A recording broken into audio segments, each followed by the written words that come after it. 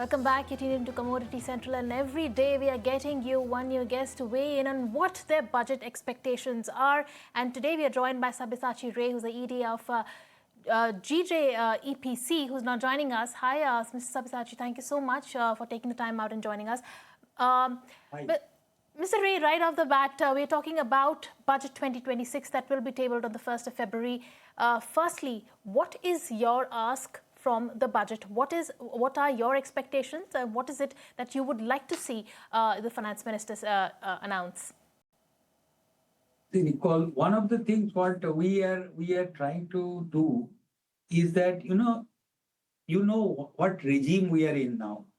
With the tariffs in right and left from different countries coming to the fore, Government of India is also moving very fast, and a lot of free trade agreements have come in.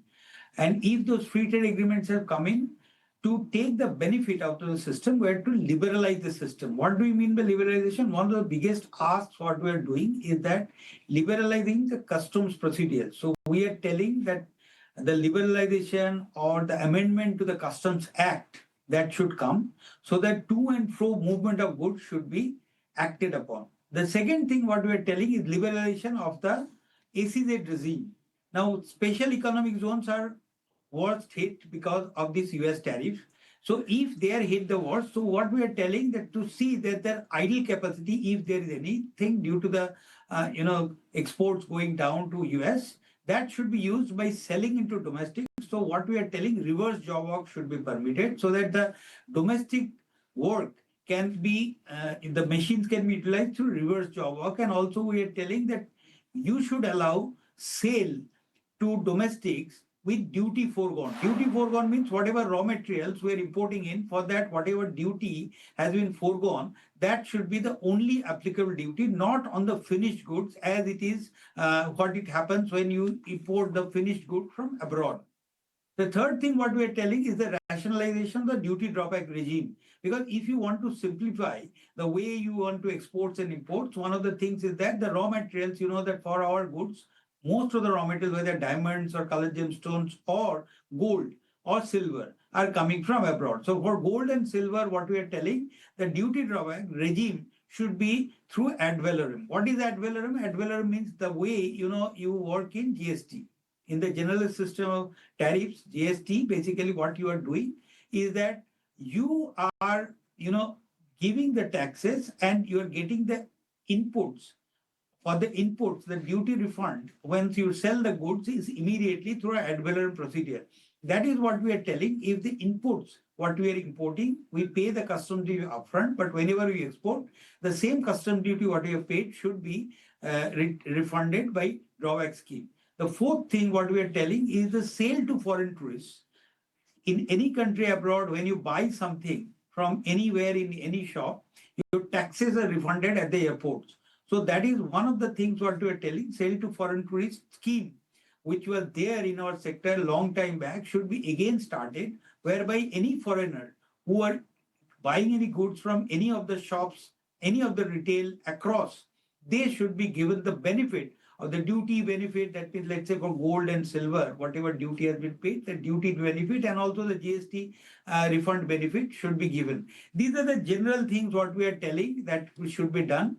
And also we are telling that, the import duty on gold, if you understand that this is 5% plus one with the agri says around 6%, that should be brought down to 4% because such a high price of gold that can accommodate that much duty decrease. This is what generally we are talking about.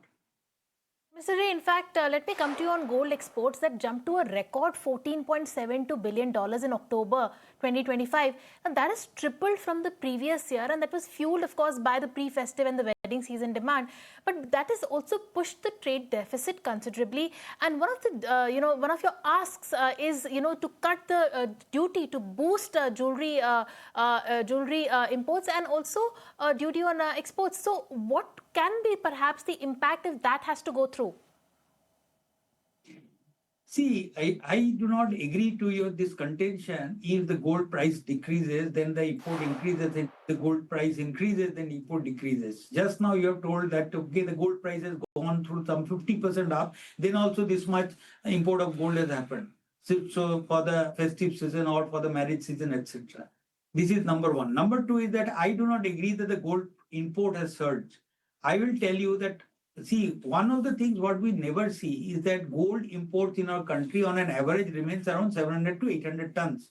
So if you see April to December figure of gold imports, see, it is not like average, it is imported some 20, 30 tons a month, and suddenly in some months, some 110 tons has happened. No, that it goes up and down. So based on that, if you see the total imports which has happened from April to December, I think that there is not much appreciation. In fact, in quantity terms, there may be some decrease also into this.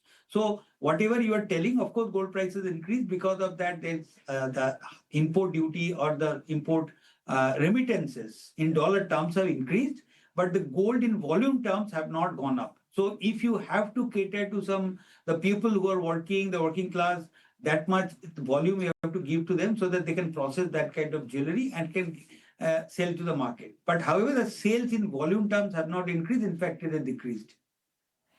Exactly my point, Mr. Ray. In fact, the big question is how has the gold and silver prices that have been hitting the roof, in fact they've been sitting at record high, impacted the volumes, because that has had a considerable impact on the purchase of physical gold and silver jewelry.